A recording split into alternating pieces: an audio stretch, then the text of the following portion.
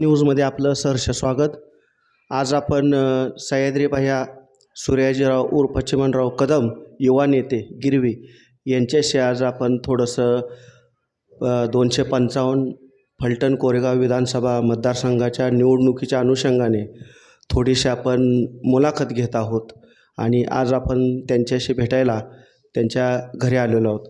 तर त्यांच्याशी फलटण कोरेगाव विधानसभा निवडणुकीच्या अनुषंगाने आपण आज काही त्यांच्याशी वार्तालाप करणार आहोत।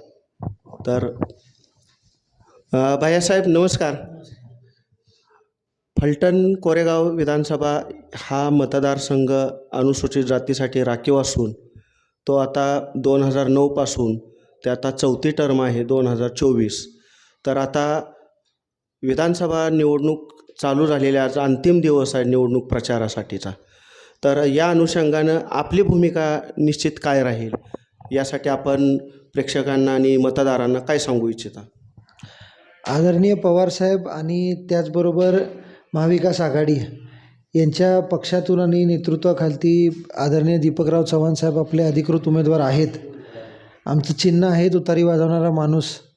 आदरणीय दीपकराव चव्हाण साहेब हे चौथ्यांदा त्या ठिकाणी विधानसभेत जातील ही मला खात्री आहे आणि सर्व जनतेची सुद्धा इच्छा तीच आहे। या अनुषंगाने मी एवढंच सांगू इच्छितो।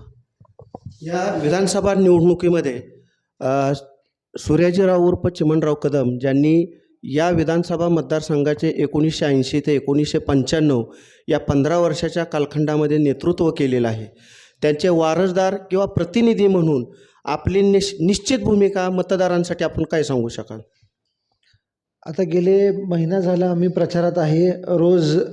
रोजच आम्ही एक पंचायत समिती किंवा जिल्हा परिषद असा दौरा घेतो आहे आणि निश्चितपणे मी आपल्या सर्व मतदार बंधू भगिनींना आणि सर्व युवक आपल्या मित्रांना सांगू इच्छितो की आपण पूर्णपणे ठामपणे बहुसंख्येने आदरणीय दीपकराव चव्हाण साहेबांच्या पाठीमागं आणि खांद्याला खांदा लावून काम करण्याची आज गरज आहे या ठिकाणी। आणि त्या ठिकाणी आदरणीय पवार साहेबांचे हात बळकट करण्यासाठी आपण फलटण कोरेगाव या मतदारसंघातून आदरणीय दीपकराव चव्हाण साहेबांना निवडून द्यायचं हे निश्चितपणे मी आपल्या मार्फत सगळ्यांना निरोप द्यायचा निश्चय करतोय।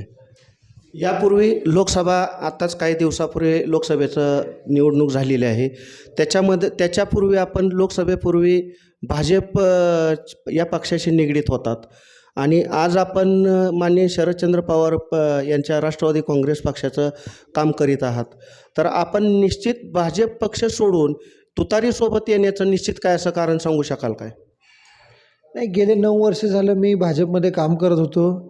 त्या ठिकाणी मला वाटते सातारा जिल्ह्यात मी बऱ्यापैकी फार पूर्वी 2000 मला वाटते 17 साली 16 किंवा 17 साली मी भारतीय जनता पार्टीत प्रवेश घेतला होता आणि त्याच पद्धतीने आम्ही कामं करत होतो। आणि काही वर्षानंतर जेव्हा आमच्या कार्यकर्त्यांची जनतेची सामान्य छोटी छोटी कामं जेव्हा मार्गी लागत नव्हती त्या ठिकाणी बऱ्याच मोठ्या प्रमाणात आपल्या कार्यकर्त्यांची नाराजी व्हायला लागली आणि गेले ह्या लोकसभेच्या पूर्वी आम्ही बऱ्यापैकी सगळ्यांनीच बसून आता तालुक्याचा भरपूर वेळा मी दौरा केलेला आहे, सर्वच गावाचा म्हणजे 2-2, 4-4 वेळा दौरा झालेला आहे। त्या ठिकाणी सगळ्यांचं म्हणणं होतं की आता बदलाची गरज आहे आपल्याला। भारतीय जनता पार्टी हे आपल्या कार्यकर्त्यांना जनतेला न्याय देऊ शकत नाही त्या पद्धतीचं, त्याच्यामुळं आपण ते सोडून आपण काहीतरी वेगळा निर्णय घ्यावा आणि आदरणीय पवारसाहेबांबरोबर आपण जावं ही सर्व कार्यकर्त्यांचीच इच्छा होती। आणि त्याच पद्धतीने महाराष्ट्राने दाखवून दिलं लोकसभेला एकंदरीत की 31 जागा निवडून येणं महाविकास आघाडीच्या हे जेव्हा 400 पारचा नारा देत होतं अख्खा देश, भारतीय जनता पार्टी जेव्हा अख्ख्या देशाचा नारा देत होती 400 पार आणि मला वाटते 45 पार काहीतरी त्यांचा महाराष्ट्राचा नारा होता। त्या ठिकाणी 31 जण महाविकास आघाडीची आदरणीय पवारसाहेब असतील, आदरणीय राहुल गांधी साहेब असतील, त्याचबरोबर आदरणीय उद्धव बाळासाहेब ठाकरे साहेब असतील यांच्या नेतृत्वाखाली ती निवडून आली आणि महाराष्ट्राने दाखवून दिलं की महाराष्ट्र हा स्वाभिमानी आहे, कुठल्याही भूलथापांना आणि कुठल्याही फोडाफोडीच्या राजकारणांना बळी पडणार नाही। आणि त्याच पद्धतीने आपण कार्यकर्त्यांचं म्हणणं ऐकून तो निर्णय घेतला होता आणि तो सक्सेसफुल झाला। आता फलटण कोरेगाव विधानसभा मतदारसंघामध्ये भाजप